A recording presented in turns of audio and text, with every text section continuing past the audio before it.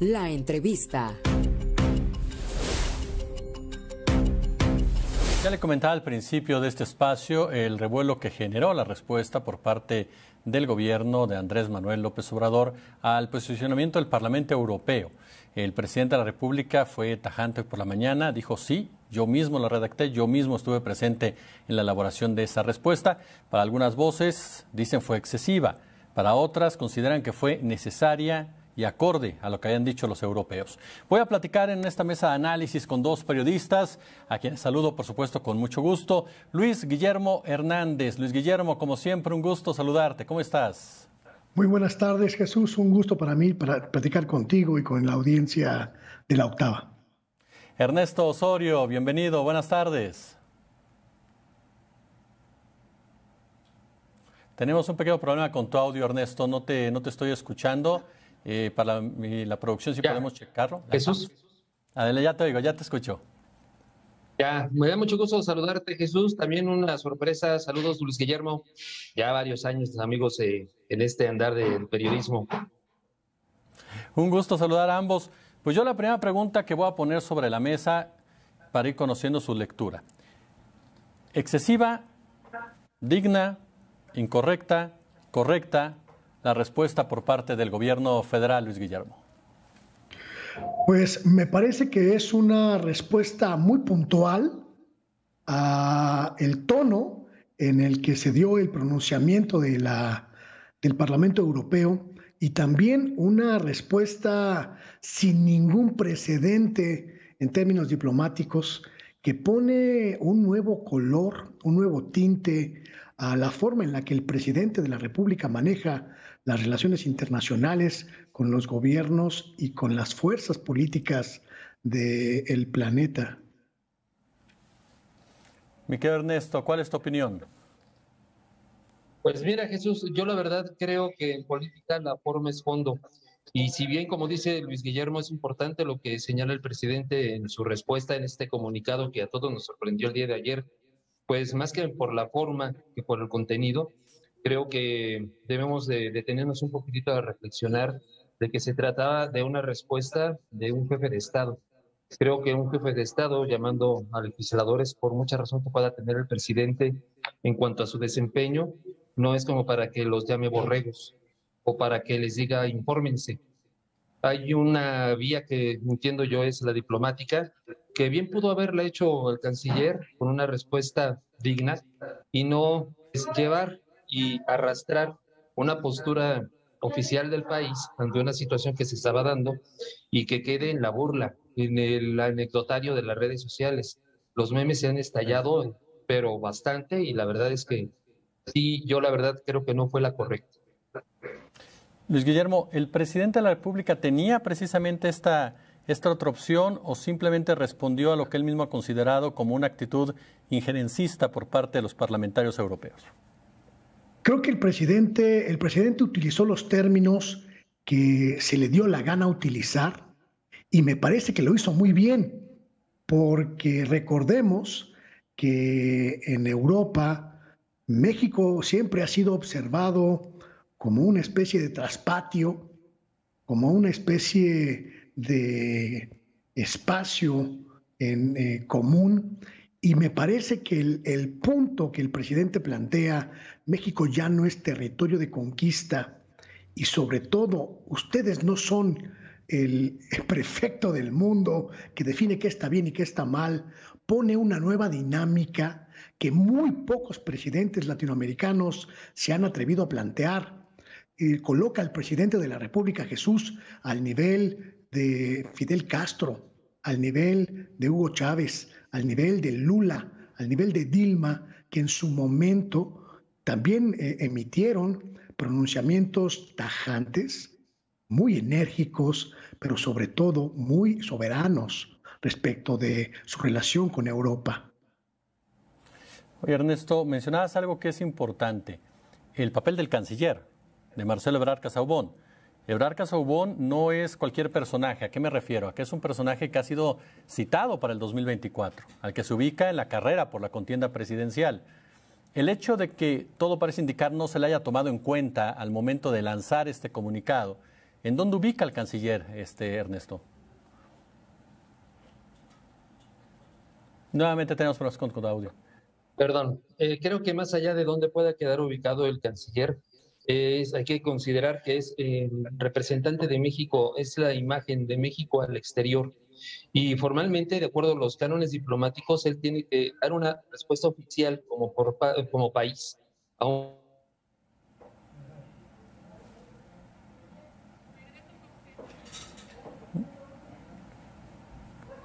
Tenemos un pequeño problema con Ernesto, ¿ya lo recuperamos? No, ahorita recuperamos a Ernesto. Luis Guillermo, la misma pregunta, ¿qué pasa con el papel de Marcelo Ebrard Casaubon? He tenido oportunidad de consultar con algunas fuentes de la Cancillería, Jesús, en esta tarde, y la dinámica es que Marcelo Ebrard prácticamente convalida la carta, prácticamente convalida el tono de la carta y no tiene prácticamente ningún inconveniente en torno de esta. Recordemos que la diplomacia, Jesús, pues es política esencialmente. Y en ese sentido, Marcelo Ebrard ha sido sumamente eficaz en traducir en lenguaje diplomático la política que marca el presidente López Obrador. Por tanto, no creo que haya en este sentido una discusión más allá de la anécdota. Sí, la carta la escribió el presidente de la República de su puño y letra y el canciller está perfectamente de acuerdo porque así es como funciona la estructura del poder en este momento. Oye, Luis Guillermo, en lo que recuperamos, por supuesto, a Ernesto, hay un detalle que ha brincado mucho y que se ha estado discutiendo mucho precisamente, sobre todo en las redes sociales. Si se rompieron estas reglas diplomáticas que tendrían que seguirse en una relación, pero ¿qué pasa? ¿Las rompieron los parlamentarios europeos también desde el origen al llamar, por ejemplo, populista al presidente de la República o en su momento también empezar a preocuparse de la violencia contra periodistas en esta época cuando no lo habían hecho antes? Creo que tenemos que decirle a la gente con mucha claridad que el Parlamento Europeo hace política y que en este momento la gran mayoría de los integrantes del Parlamento Europeo pertenecen a las facciones derechistas y ultraderechistas de la política europea y que por tanto responden a una dinámica política y de intereses económicos, políticos, sociales de esta índole. La extralimitación del Parlamento Europeo no solamente es haber llamado populista al presidente López Obrador, sino haber emitido un pronunciamiento que tampoco tiene antecedentes diplomáticos, por lo menos en los últimos 50 años, respecto de México. Estamos hablando de que el Parlamento Europeo responsabiliza al presidente de la República de lo que ha ocurrido en los últimos 20 años. Y eso aquí y en China, mi querido Jesús, es hacer política partidista, política ideológica de manera pues francamente abierta. Así que el Parlamento Europeo solo recibió una sopa de su propio chocolate. ¿Qué tanto crees, Luis Guillermo, que implique o que pese en esta discusión, más allá de la violencia contra los periodistas, el tema de la reforma eléctrica? Me parece que es el tema que está detrás de esta circunstancia.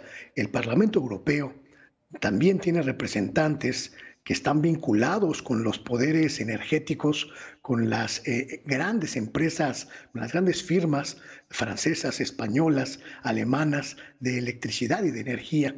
Y sin duda están preocupados porque el gobierno de México ha roto con una dinámica de colaboración, con una dinámica de silencio con estas empresas que no habían visto en los últimos años y que sin duda los tiene en este momento preocupados.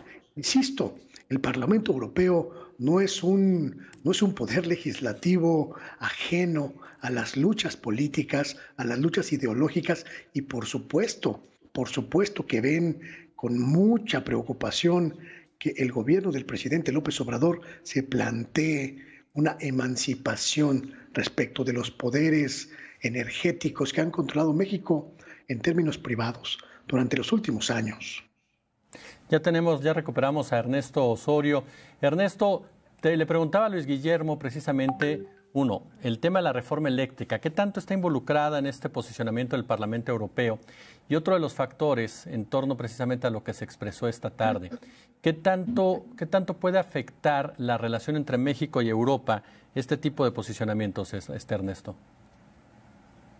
Yo creo que en realidad el posicionamiento que manifestó México no va a ser valorado. En cuanto se ubique el nivel del discurso que manejó el presidente, el Parlamento Europeo va a preferir mejor hacerse a un lado, y coincido nuevamente con Luis Guillermo. Creo que el Parlamento Europeo pocas veces voltea a ver lo que pasa en América Latina, y el que pueda tener una opinión está bien, se puede aceptar, se puede escuchar y hasta ahí.